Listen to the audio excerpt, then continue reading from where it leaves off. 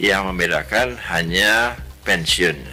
Kalau PNS mendapatkan pensiun, ASN tidak mendapatkan pensiun. Tetapi tidak mendapatkan pensiun itu bukan berarti tidak boleh mendapatkan pensiun. Kenapa begitu? Karena untuk P3K tidak dipotong iuran pensiunnya. Kami sudah berdiskusi dengan PT Taspen, jikalau memang diinginkan P3K ini juga bisa dipotong iuran pensiunnya sehingga berhak untuk mendapatkan pensiun. Nah, jadi kalau itu bisa dilakukan, maka kemudian ASN dan P3K dan PNS itu akan sama. Gitu.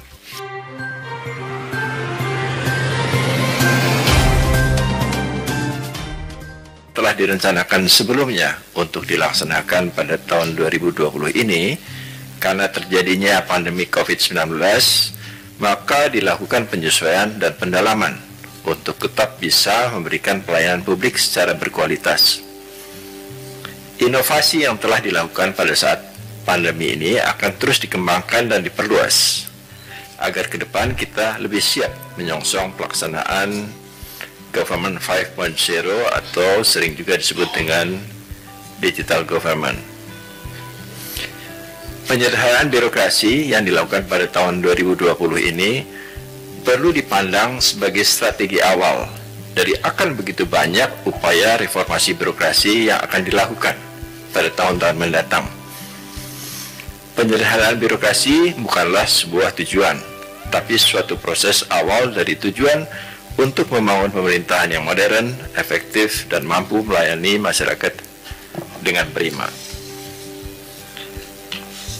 Untuk rekrutmen CPNS, dari sisi perencanaan dan pengadaan, pada tahun 2020 telah berhasil direkrut 138.782 orang dari 4,19 juta pendaftar melalui proses yang transparan dan bebas KKN didukung oleh komputer assisted test. Instrumen ini terus kami sempurnakan untuk memperoleh CPNS terbaik, dan langkah afirmatif juga dilakukan melalui jalur cum laude, disabilitas, dan jalur untuk warga Papua dan Papua Barat. Hingga saat ini, usulan masuk untuk penetapan NIP sejumlah 132.169, jadi belum semuanya. Dan pertimbangan teknis BKN untuk penetapan NIP sudah dilakukan untuk sejumlah 126.351 atau sebesar 95% dari seluruh total usulan yang masuk. Namun demikian, pertimbangan teknis penetapan NIP ini belum semuanya di SK-kan NIP-nya oleh pejabat pembina kepegawaian. Kami mohon agar pejabat pembina kepegawaian untuk segera menetapkan NIP dan menyerahkannya kepada CPNS agar mereka bisa segera mulai bekerja. Untuk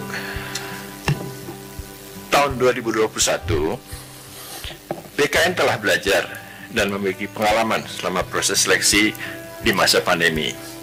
Untuk itu, pengalaman ini tentu menjadi sumber pengetahuan yang berharga bagi kami untuk melakukan penyempurnaan pada seleksi calon ASN di tahun-tahun mendatang.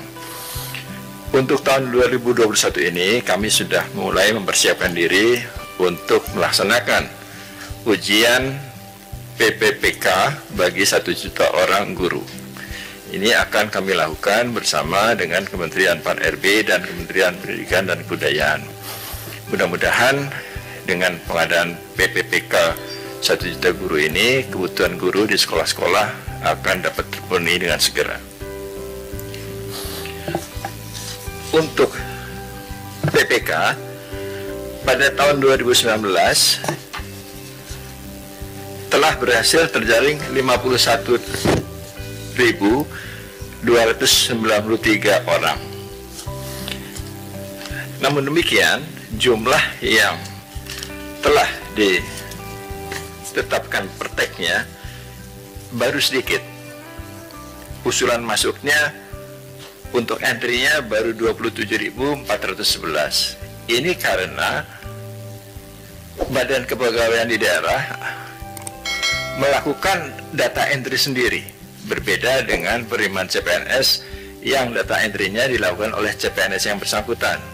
Tapi untuk P3K ini data entry-nya dilakukan oleh Badan Kepegawaian di daerah, sehingga dengan demikian beban pekerjaan untuk memasukkan data sebesar 51.000 lebih ini menjadi banyak, dan untuk itu diperlukan percepatan untuk melakukan data entry. Untuk usulan yang masuk dari data entry itu baru sebesar 2.664. Ini jauh sangat kecil dibandingkan dengan jumlah P3K yang harus ditetapkan NIP-nya.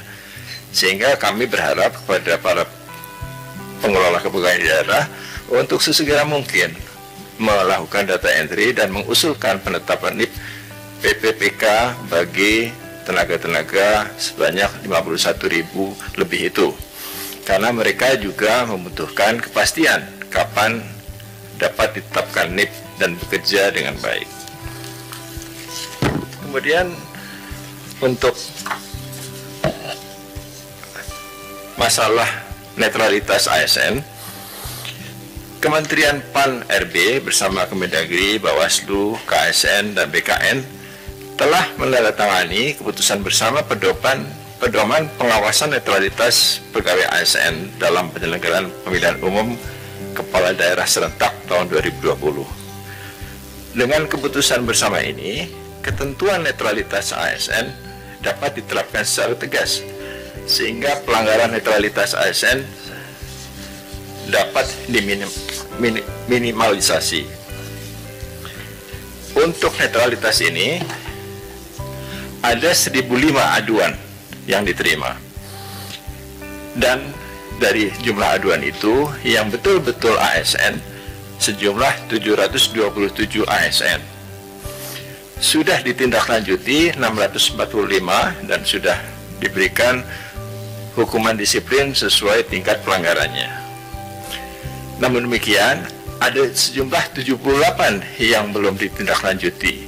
Ini sudah diblokir data kepegawaiannya oleh BKN.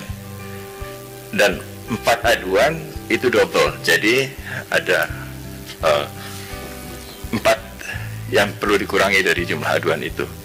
Nah, 78 ini kami berharap agar segera dilakukan hukuman disiplinnya sehingga kami dapat membuka blokir data kepegawaiannya. Untuk penanganan radikalisme di lingkungan pemerintahan, Kementerian PAN-RB bersama 10 kementerian dan lembaga lain telah menerbitkan SKB penanganan radikalisme ASN dan portal ASN No Radikal. Pelaksanaan penanganan radikalisme ini merupakan kombinasi antara pencegahan dan penguatan rasa cinta tanah air serta menegakkan nilai dasar ASN yang menjunjung tinggi Pancasila, Undang-Undang Dasar 45 dan NKRI.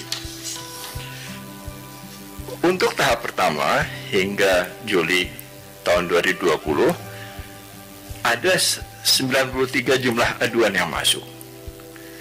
Setelah diverifikasi ternyata hanya 21 yang dapat diidentifikasikan sebagai ASN, sedangkan 72 bukan ASN.